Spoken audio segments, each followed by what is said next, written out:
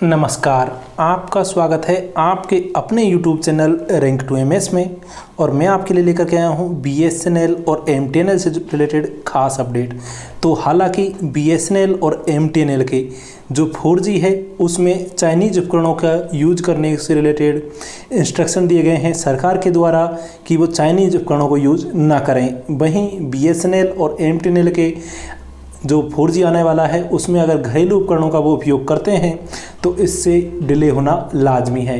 हालांकि BSNL और MTNL का 4G की न्यूज़ तो हम चर्चा करेंगे ही, लेकिन उससे पहले मैं आपको बता दूं कि BSNL के कर्मचारियों की जून मंथ की सैलरी को रिलेटेड खास अफवाह फैलाई जा रही है कि सोमवार को जो सैलरी क्रेडिट होने वाली है उसकी ऑफिशियल अपडेट आ चुकी है।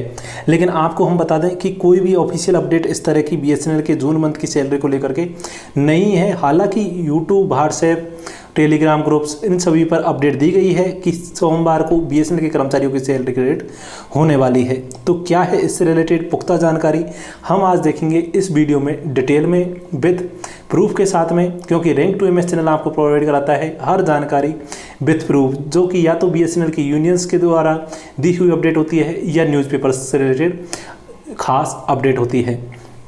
तो देखते हैं इस वीडियो में कंप्लीट डिटेल इससे रिलेटेड, और बाकी की न्यूज़ भी हम इसमें देखेंगे। BRS ऑप्टिस से रिलेटेड, कॉन्ट्रैक्टर वर्कर्स से रिलेटेड, तो रेगुलर एम्प्लॉयज़ से रिलेटेड। तो वीडियो को पूरा देखिएगा और दोस्तों के साथ शेयर करिएगा, लाइक करिएगा और सब्सक्राइब करिएगा आपके अपने YouTube channel rank to MS को। जैसा कि आप यहाँ पर दोस्तों देख रहे हो कि जून वेतन में के भुगतान के बारे में झूठी खबर। तो यहाँ पर जून के वेतन के भुगतान को लेकर के जो उपद्रवियों द्वारा एक अफवाह फैलाई जा रही है कि इनका, इसमें अफवाह की मेन मुद्दा इसमें ये है कि इसमें जो है P Abhimanyu GS BSNL EU उनके हवाले से ये अफवाह फैलाई जा रही है कि उनके हवाले से ये जानकारी दी गई है कि BSNL की सैलरी सोमवार को क्रेडिट होने वाली है, जो कि बिल्कुल गलत है। हमें किसी भी, हालांकि आपको अगर अप्रोक्सीमेट डेट आइडिया लगती है तो हम ये इतना कहते हैं कि सोशल मीडिया पर मिली हुई जानकारी को आप इस तरह से बता सकते हैं कि ये जो सैलरी है वो इतने तारीख को क्रेडिट होने वाली है। लेकिन इसका ये मतलब नहीं है कि आप किसी का नाम लेकर के उसके बारे में जो एक बार फॉरवर्ड किया वो मैसेज है उसे हमेशा आगे फॉरवर्ड करते रहें। तो ऐसी गलत जानकारी यहाँ पर जारी की गई है। हालांकि जून मंथ की सैलरी की क्रेडिट होने की संभावना सोमवार को बहुत ज़्यादा है कि जून मंथ को BSNL के कर्मचारियों की सैलरी क्रेडिट हो जाएगी, लेकिन इसके लिए कोई पुख्ता सबूत अभी तक नहीं है। कॉरपोरेट ऑफिस द्वारा जून वेतन के भुगतान के लिए फंड आवंटित किया जाता है। यह एक संगीन खबर है। साथियों से अनुरोध है कि इस फर्जी खबर को नज़रअंदाज करें। अब यहाँ पर आपको हम बता दें कि मोदी सरकार ने यहाँ पर जो भारत सरकार के द्वारा भारतीय रेलवे के निजीकरण के लिए एक बहुत बड़ा कदम उठा गया है। यहाँ पर आप देख सकते हो कि लगभग 109 जोड़ी हाई स्पीड पैसेंजर ट्रेनों के संचालन के लिए यहाँ पर एक जो इस भारतीय और विदेशी कॉरपोरेट से रिक्वेस्ट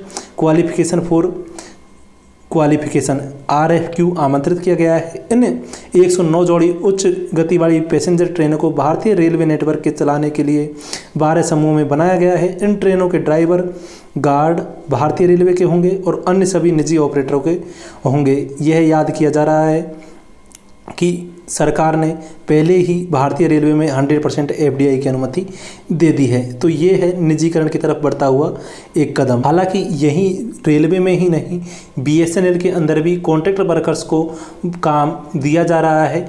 जो भी लैंडलाइन और ब्रॉडबैंड का मेंटेनेंस वर्क है या फिर फाइबर कनेक्टिविटी से रिलेटेड जो भी लोअर लेवल पर वर्क होता है, लाइन का वर्क होता है या फिर मेंटेनेंस का वर्क होता है, वो कम्प्लीटली अब प्राइवेटाइजेशन किया जा रहा है धीरे धीरे। तो ये BSNL ही नहीं, इसके अलावा रेलवे में भी इस तरह के निजीकरण की संभावनाएं अब बढ़ती जा रही हैं। हालांकि newtelecom.com, ettelecom.com जो न्यूज़पेपर है उसके द्वारा, इकोनॉमिक टाइम्स के द्वारा हमेशा ये अपडेट